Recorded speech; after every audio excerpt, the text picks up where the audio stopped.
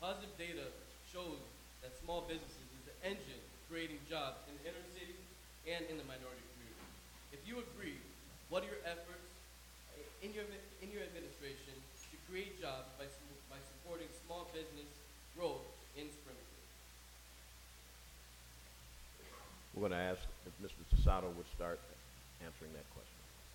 Sure, and thank you for asking that question. Actually, in my announcement speech back in January 26, I highlighted small business development and the opportunities there as a way to restart the economic engine of the city. Frankly, what we do now is every year we have this fancy wine and cheese event at the Basketball Hall of Fame where we bring outside developers to come in. We give them a PowerPoint presentation. At the end of the day, they get in their cars, trains, and planes. They leave, and you never see them again.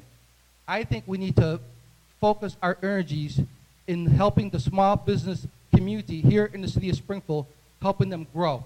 These are people who live in the city, who employ people that live in the city, and who are committed to the city of Springfield, yet they don't have the access to capital and credit that's needed for them to grow their business. In my administration, it's been a keystone of every time I've had the opportunity to speak on economic development. My focus is going to be on small business development. It has to be. You know, you can't continue to try and hope that you have a different population in Springfield. You can't try to continue to re-import a middle class into Springfield. No, let's work with the people who are here. Let's build our own middle class, and we do that by supporting small business. Ms. Pepe. Well, the first thing I would like to do is do an inventory of all the businesses we have in the city of Springfield. Then I would like to see what complements each other. Then what I would like to do is advertise nationwide so that we could have big conglomerates send their satellite offices to the city of Springfield. Those are some of my ideas to create some of the business in here. The other thing is this: we're a hub. We are an avenue to everybody. Everybody comes in through Springfield. You have Connecticut, you have Vermont, you have Boston, Worcester. Let's face it. We have every opportunity in the world to make Springfield a better place for everybody around us. So we have to visit, and I plan on visiting Connecticut. I want to know what we can do to tie in with the transportation system there, to tie it into Springfield, to see what we can do and tie it into Vermont. We can do a multitude of things if we start to think younger. I'm the oldest one up here, even though I don't look it. And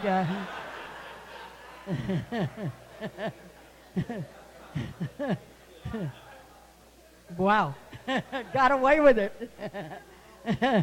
And I have a lot of young, very young ideas, because I know we can make this better. We can create our own middle class, like Councilor Tasato just said. We can. We have to give people an opportunity. We have to have one stop at City Hall. I opened up a campaign headquarters. I was pulling my hair out. I never ran into so much ridiculous things that you have to do. So a business, my daughter opened up a business here years ago. It's cumbersome. Let's make it easy. Let's provide grants. I know there is some grants down there. You're talking economic development here. And the mayor talks economic development. Rebuilding Springfield, the man that's helping him, his wife gets over $100,000 in consultant fees already. I don't need another consultant. Mayor Sarno.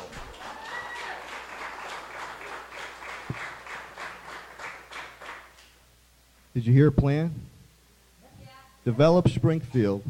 We formed Develop Springfield, which is giving out small business grants up the State Street and Main Street corridor. My Echo Dev division is giving out grants to enhance businesses. Ortiz Tools, another one that will be opening up as we move forward. When you look at economic development, the comments about connecting transportation, we're working with the New England states. Union Station is finally moving forward. We meet with Connecticut. We meet with Vermont as we move forward. A lot of economic projects that have been stalled, even with a tough economy, are starting to move. The other aspect is that we're tying in workforce development into our educational system, letting kids know why it's important in 6th, 7th, 8th, 9th, 10th grade to know math and science, and connecting them right into a precision machining background. Though manufacturing has eroded in the Western Mass area, Northern Connecticut, precision machining is a very, very hot commodity. I brought on a business retention person who is out there when I make visits to the businesses to see what they need as we move forward. So Develop Springfield, for too long, you've had economic development agencies that have thought regional, and that's fine. But the hub, which is Springfield, if your hub thrives, the region thrives. Develop Springfield has been formed to concentrate specifically on Springfield. And I work closely with the Latino Chamber of Commerce, Carlos Gonzalez, as we work with Steve Grossman to free up money to minority enterprises and small businesses. And as we move forward on economic development jobs, I see Archbishop Bayman that is here, the new Holiday Inn State Street, 97 rooms, 98 rooms, jobs being constructed there. Union Station moving forward, 31 Elm, stabilization of derelict properties in our neighborhood. So we have a plan.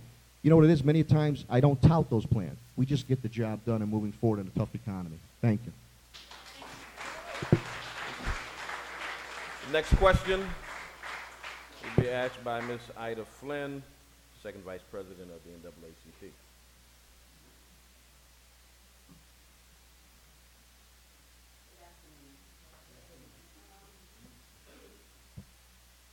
I'm going back to the question that was asked earlier, because I didn't get answers, and I don't want to hear and see sentences out of your plan. What are you going to do about the youth violence in this city? Your plan. All right, Mayor Sarno, would you answer that question first?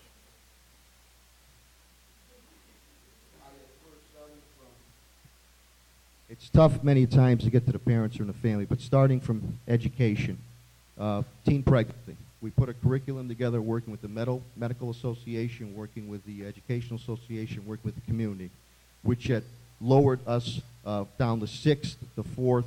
We were always jockeying with Holyoke from 1 or 2 in position. Teen pregnancy is not only a health issue, it's an emotional issue, it's an economic development issue that puts a young person, man or woman, behind the 8 ball. Brought back middle school sports that has been gone for 15 years to get them enticed as far as keeping them in school with the hook. Youth violence, I've been very aggressive as far as funding youth development programs. I can offer you programs from the cradle all the way to the Springfield Promise to give you scholarships to go to school. We brought in intervention programs with ROCA, community centers. Ida, you and I served at the Family Center Girls Club, and it's been tough with 4 successive years of cutbacks from the state, but I've tried to fund those community centers to keep them open.